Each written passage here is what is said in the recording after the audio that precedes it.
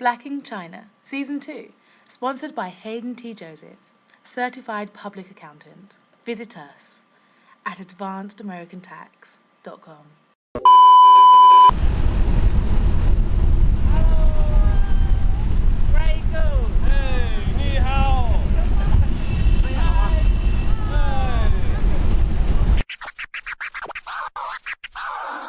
你们现在就在看黑人在中国。黑人在中国。黑人在中国。黑人在中国。黑人在中国。So, my name is Jackie Dennis, and I am a former restaurant owner here in China of the recently closed Donnellys American restaurant. Before I came to China, I was an active duty Marine Corps logistics officer, and I'm currently teaching English for Joy Children's Language School, and in November, which is in about 2 months, I will move on to Spain to attend business school. I'm Q. I'm the boss at Brooklyn in Shopping Ba, Chongqing on Shabin Lu, between Shopping Ba and Sachiko. And our business focuses in on American food, drink, and service and atmosphere. So please come join us anytime. Hi, my name is Shawnee Grant. I live in Shenzhen, China. I'm from Houston, Texas, and I'm a fashion designer. If you would like to get something custom made, you can always reach me at Shawnee@tailorboutique.com. You can go to www.tailorboutique.com to get my contact information if you forget. One cool service that we offer is a personal fashion designer. So it doesn't matter what city, state, or country you live in, we fly and will totally customize your entire wardrobe. So that's cool. Okay, my name is Isaiah Polidin, and here in Shanghai, I'm a business developer, e-commerce. I work in sourcing because I'm bilingual, and I also teach at a small college. I teach college students, but I also teach a small international program where we send these students abroad to Malaysia to study. I teach management, public speaking, and I also teach English for some programs, but I usually teach as management, public speaking, and Western culture. So that's what I do. So I was here for about 6 months before I got tired of the same hot pot restaurants and barbecue restaurants, and I felt like the community was really lacking an authentic American place. There are a few places that say that they, sell American food, but it's really like Chinese versions of American style food. And so I felt like I could really add to what was going on here in the social scene if I had a restaurant where when an American goes there, they actually recognize what's on the menu. And not just Americans, but anybody who's accustomed to eating that type of food, the authentic version of that food, right? So it's kind of something that I've always had in me where I felt like if something is not happening that I want to happen, instead of complaining about it, do it, right? And so that's what I did. That was the motivation behind it.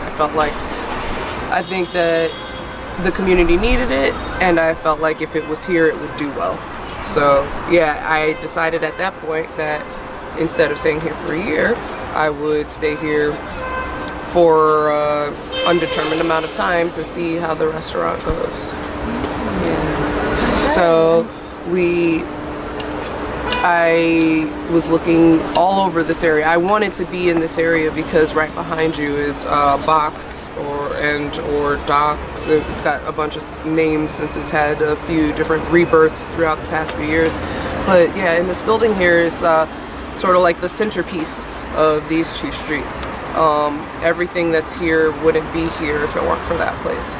And this is where most of the expats and foreign exchange students go to hang out on their Fridays and Saturdays and stuff like that. So I knew that I wanted to be close to this place. Oh yeah, Dongnanjie is these two streets together. We've got like I say we as if I still have a restaurant, but the a lot of the bars and coffee shops and restaurants on these two streets, they collaborate to sort of host events for the community. So they do bar crawls and things on these two streets. And so it's called Southeast Street because this street is called South Bridge Street. That is called East Bridge Street. So we call this Southeast Street, these two streets together. Okay. Yeah, very casually. Well, the management and ownership of the store came through a partnership with a Chinese friend who was my customer at my last store. And we made a good relationship, and so he wanted to do this next business together. That business before came as an experimental business for the first time to do a business on my own in China. And that business came from management of another business the year before in a small town in China. All in Chongqing, but a smaller area in Chongqing. And so it's kind of a progression, you know. Started as a manager of a small store in a small area, moved into being an independent owner and manager of a small store in a small area, and now I am a part owner and manager of a decently sized store in an okay area. So the next step is to be the owner and manager of a big store in a big hot spot, you know, good area. We are in Shopping Ba Chongqing on Shabin Lu. This area was selected because I have a relationship with the university near here. And this area is very low cost for rent, and it's near a tourist attraction, Sachiko. And it is a good business location to build. Well, it started off as a hobby. So just changing my own clothes, designing my own clothes, since I wanted to be different and not go out and see someone with the same outfit on.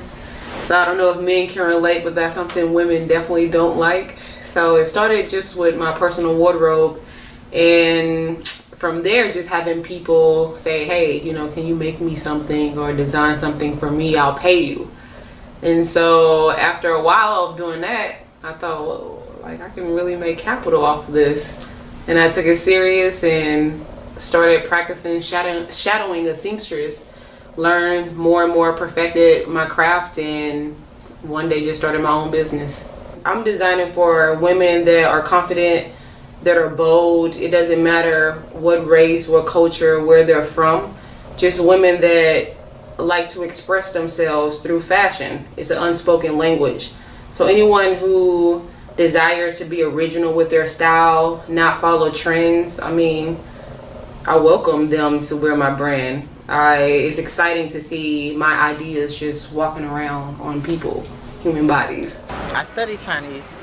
You know, like I think I told you, I got my BA in Chinese, and so as a part of my degree program, I mean, I had to study in China at some point.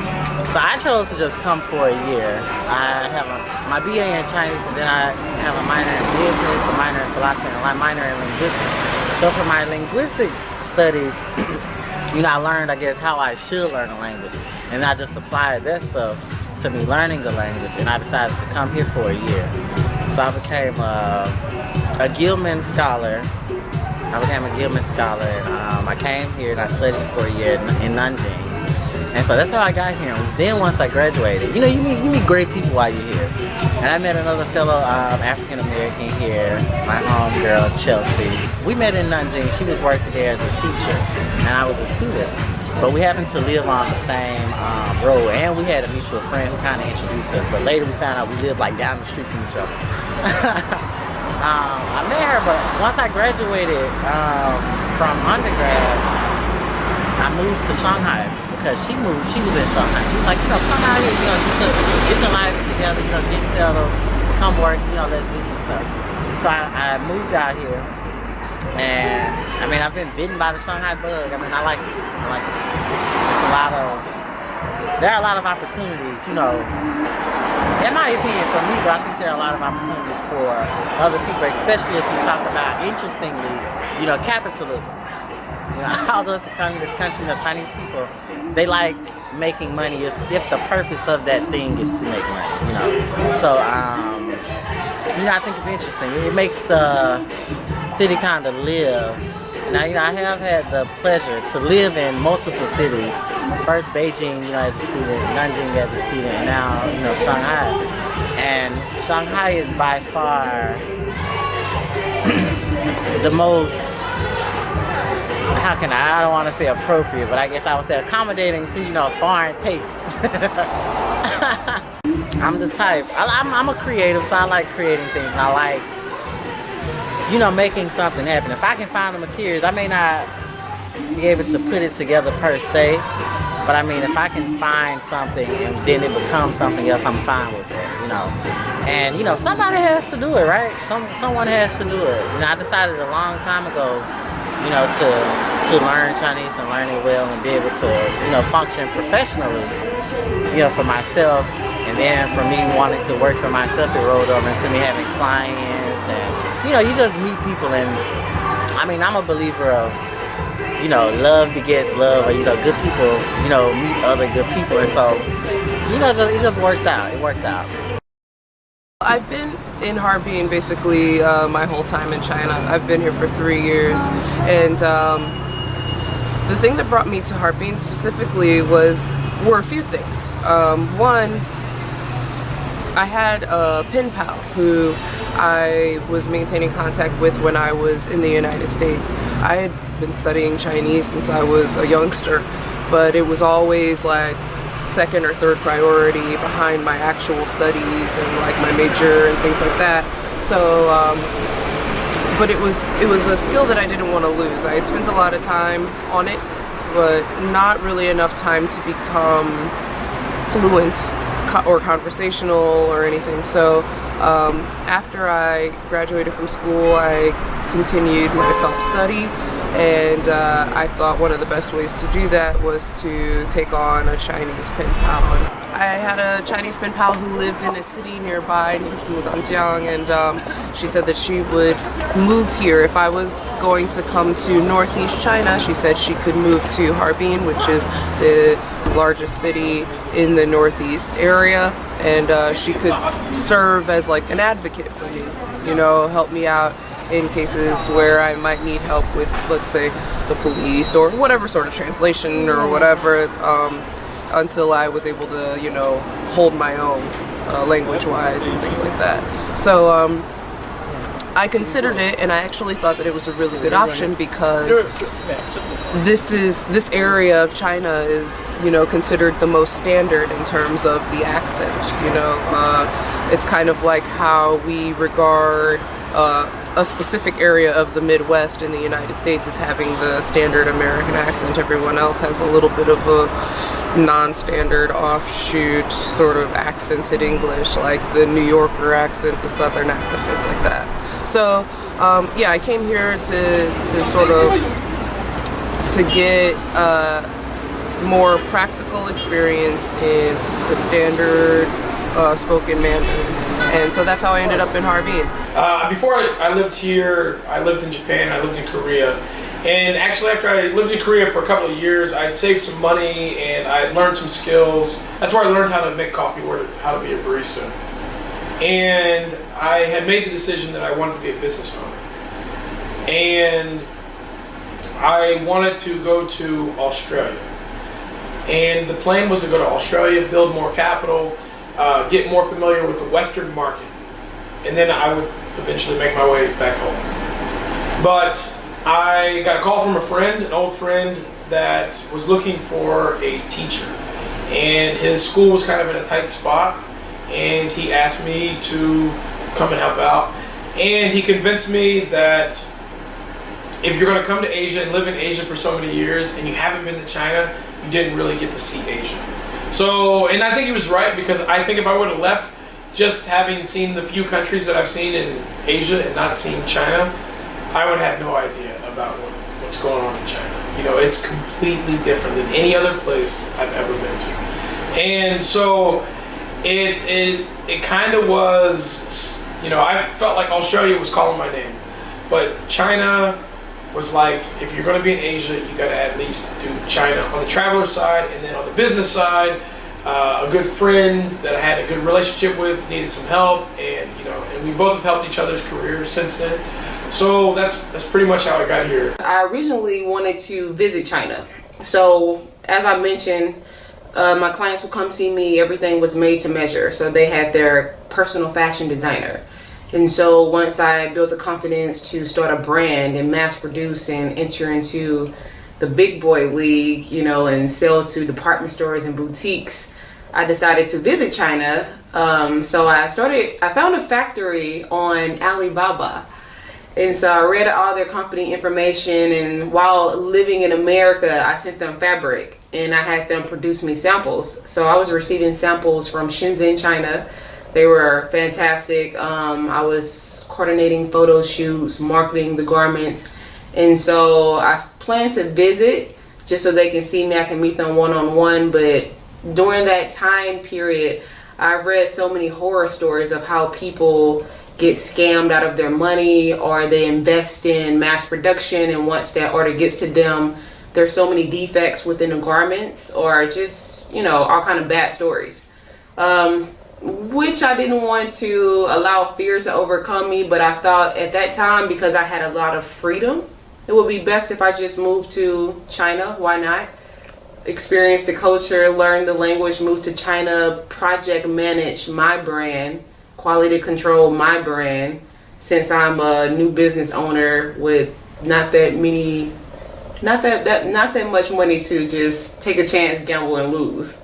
I started sourcing hair at first, which was good. And that was interesting because I originally began to learn Chinese because my family works, or like we're hair industry people. Like, I mean, for generations it's been hair industry stuff. And so, you know, with the amount of money, you know, African Americans were losing to Asia with the hair business, I wanted some kind of, I guess, foothold in that place. So I began sourcing hair. Then from hair, I got into, like, you know, the scooters everyone's riding in America, now I source those. You know, I saw that trend coming. And I mean, it's still not finished. There are still more interesting products. So now I'm more into, like, you know, small gadgets and gadgets, you know. I love catchphrase. So my friend who's here, Caitlin, she and I served together in the United States Marine Corps years ago, and not that many years ago, but years ago. And even when we were deployed together in Afghanistan, I brought my little handheld catchphrase game with me. So that's kind of like my buddy. I love that game. And yeah, so I hosted that game every Tuesday night at my restaurant, and it was really popular, the event. So even after I closed the restaurant, I had several people requesting to either continue hosting the game somewhere else or give them all of the cards that I had written up over these couple of years so that they could host the game themselves. Tailored. Tailored is women fashion, so it's made to measure fashion, or it started off made to measure. So women will come and visit me, I would take their measurements, they would shop through my catalog of designs that I custom made. I would take their measurements and the seamstress would make them whatever they desired. So now in this moment, my goal is mass production. So I went from, you know, one-on-one service made to measure to working with a factory, mass producing designs and distributing them to America, selling to fashion buyers. It's a common misconception that you need a Chinese business partner. Technically, you do not. But it is more difficult to do it without one because there is a much larger capital investment that you need to make. They just, when I first opened the restaurant, or when I first intended to open the restaurant, many of the people then and probably now still aren't familiar with this new law that passed in China that made the limited liability partnership legal. But that was what I used. I did have a Chinese business partner, but technically you don't need it. You can have what's called a wholly foreign owned enterprise, or a WOFE, but you would need to invest like at the time 600,000 yuan at least in order to get a place started on your own, and you would also need several other like permits and licenses and things like that. So it was the simplest to involve a Chinese person, yeah, because there was no minimum investments or anything like that. There's no minimum at all. Not Right. even, Right. Even for other types of partnerships that do involve Chinese people, there are minimum investments. But yeah, for the LLP, there isn't.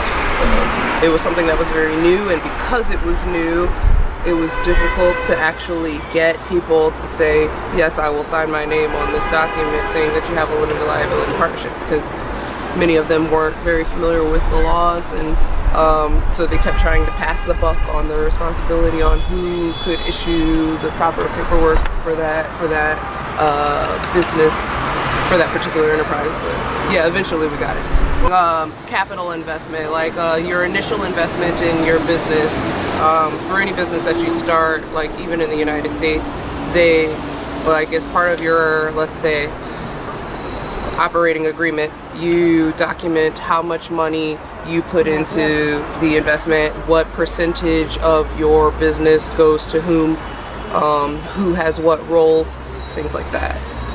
And so, yeah, for different types of structures, business structures, you have different limits or different minimums for how much money you have to start out with at least.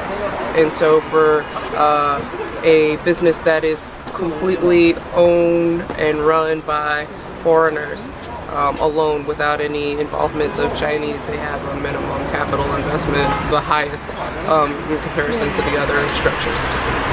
One word, guanxi. Relationships. And China is all about who you know. People will help you out, or people will not help you out, depending on your relationship with them.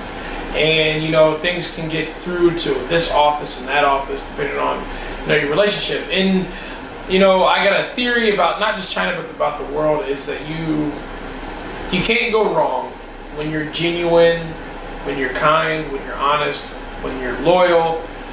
These kinds of characteristics the whole world admires. Nobody's mad at the honest guy. Nobody's mad at the loyal friend. Nobody's mad at the respectable person.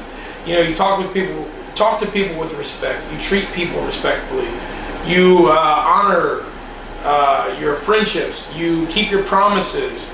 You move with integrity, and people will help you out. You help people, and people will help you out. What it is I've tried to embed myself into the Chinese culture the best way that I can help the Chinese culture, simultaneously helping me and any other person that comes in contact with me. You know, I think I hope that my intentions are correct, and my intentions are always win-win.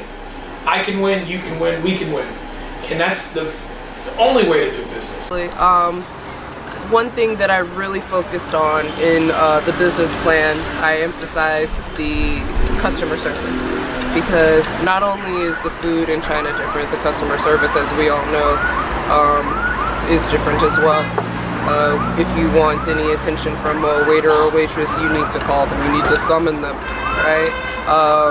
And so for us, it was service with a smile. It was also being proactive instead of reactive, you know, things like that. Right. As well as in the restaurant, we had television, we had music, and these were all things that came from the United States.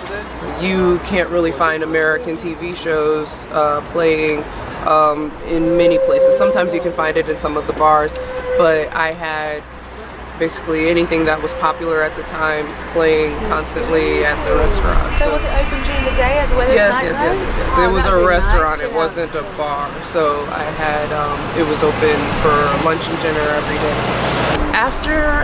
I decided to open the restaurant when I was 6 months into my stay, and then about like 8 months or 10 months into my stay, I got into a relationship with someone who was also living and working here. And after about 2 years of being in that relationship, we decided to, make it a long-term, serious relationship. So when it was time for him to move, I decided that that's what I was going to do also. So he's from Spain originally, and he went back to Spain in August. So I'm going to, you know, dot all my I's and cross all my T's, and I'll be leaving here to go be with him. I did sell it, but I didn't sell, like my restaurant was named Donnellys, and it was Donnellys American Restaurant. I sold the facilities, but I didn't sell the business. So someone else did, there was like a business transaction for someone to take over my place, but they had to change the name. The business name is still mine. Yeah, so the new owners of the place are going to make it a barbecue place. Yeah. It was a decision that was tough to make, but I don't know, it's one of those things where when you make decisions in the name of love, you make some sacrifices sometimes. But I think in the long run, I knew I wasn't going to be here forever. And so I felt like this was more important. Yeah. I'm not from Brooklyn. I'm from Ohio. But I lived in Brooklyn for a short period of time, and the name Brooklyn, and the reason why the Brooklyn Bridge is on the wall is because I was in Brooklyn, and Brooklyn changed my life. I had traveled from Ohio to West Virginia for my university, and then I went to Brooklyn, and the transition from Ohio to West Virginia, living in West Virginia. Did you go to school? Fairmont State, small school in West Virginia. That transition was interesting. It piqued my interest because I saw something change between Ohio and West Virginia. I didn't know exactly what it was. I have a better idea what it is now. But at the time, I just knew there's something different going on here. And it wasn't so clear and easy to see. Then I went to New York, and then it was clear as day. I could see there's a big change here. And then I went to Brooklyn, and I could see, man, this place is very special. There's a magical essence in the air. I remember the first week I was in New York.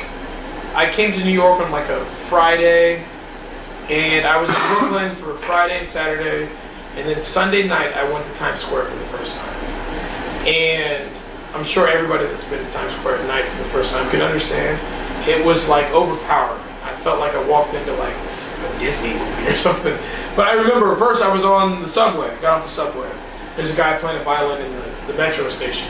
And he's not just playing the violin, but he's wonderfully playing the violin, you know? And then outside of the metro, we got upstairs, and there are street performers, and they're doing like, what's the word, like break dance and stuff, and a little bit of freestyle. The MC was cool, and it was just like, I was like, whoa, what is this? This is crazy. It was so far away from Ohio. It was so far away from West Virginia.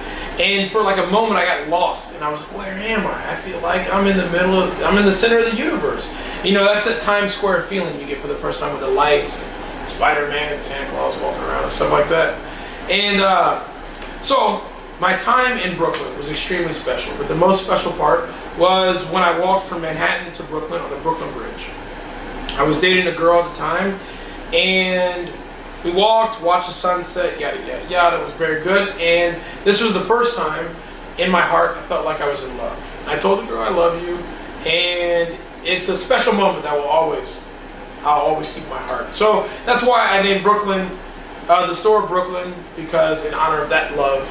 And that's why the bridge is there, because I think that bridge was a real turning point in my life, where I think it was the first time I really felt love for somebody other than my family. One thing about my designs, I love prints. So anybody that has had custom made garments from me, once they go through my swatch book of catalog, is prints on top of prints. So that's one thing that separates me from some people, not everyone, because there's others that love prints also. So if you see top quality print fabric, that's one way. Another thing is if you see this logo, I have gold labels on my clothes, which I can show you. So yeah, there's one right there. So If you see this gold label, even if you're not close enough to read the name on there, you see this gold label on a garment is tailored. So that's one way that people can identify the brand. I'm infatuated with 70s fashion. So in that time, the women, they dressed very sexy, but very classy at the same time. So they wore garments that complemented their figure, their curves, but still didn't reveal much flesh.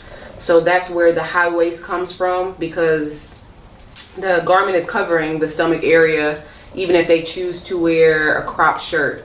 So it's showing the waistline, complementing the waist, and making the legs look longer. And then that flare at the bottom that you're seeing, of course, that 70s style bell bottoms. So 70s fashion definitely inspires me.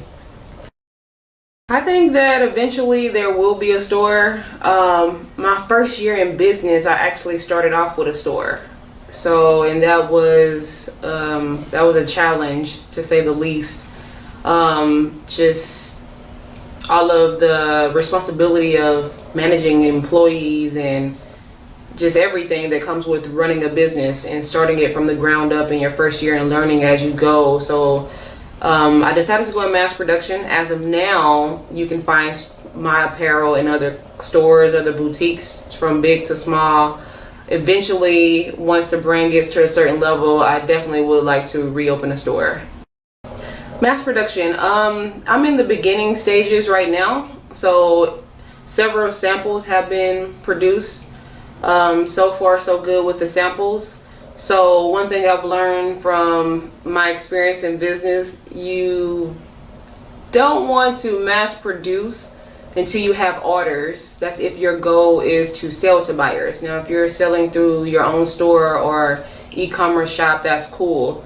So right now I have buyers that I'm meeting with, and they're overlooking samples, going through fabric swatches. And so once that order is placed, then I take that order, take it to the manufacturer, and they start mass production. Okay, I've had the luxury of having, I guess, 2 experiences. Okay, now as an educator, when I first started out teaching, I worked for, like the traditional, training centers and stuff like that. And so when I first moved to China, it was just me and my homegirl that I told you about. So, we would go out, she would introduce me to people, but we didn't necessarily live in the city. So, we were always like planning to go to things and, stuff like that. Nothing was really random. And, once, I got kind of on my feet, I began to meet people. But I returned home for a little while, and then I came back. And when I came back, the next time I was working for a company that, basically introduces a lot of foreigners from different places, to China at one time. And so that immediately, forms, bonds. So that experience was crazy and has been crazy. Everyone kind of, I guess, brings their skills. And at that particular time, that's when I finally moved closer into the city. And, then I began to meet people. The city here is just living. I mean, it's really living. You can kind of feel it. For example, the foreign community. I don't want to make it seem like it's, the foreign community, or there's a huge split, because there's not, we're just all here existing. But the foreign community here, especially when I say foreign, I mean American and African American community here, is really, you have a lot of people who are looking to build something. And also, it helps that many people here are working, and, their education level is higher than, I guess, average.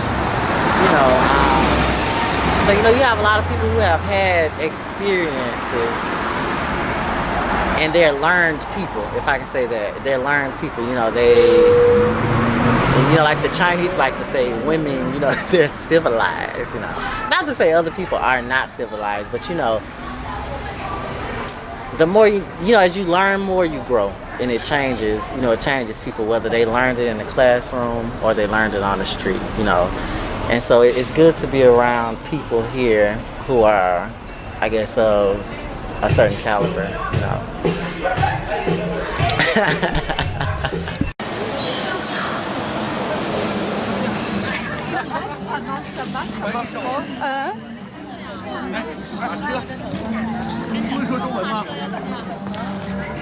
马车坐吗？你们？这里卷啊，真头马车坐吗？你们看一下马车。是真头的吗？是。马车坐不坐啊？漂亮。 She called you beautiful, but I guess, huh?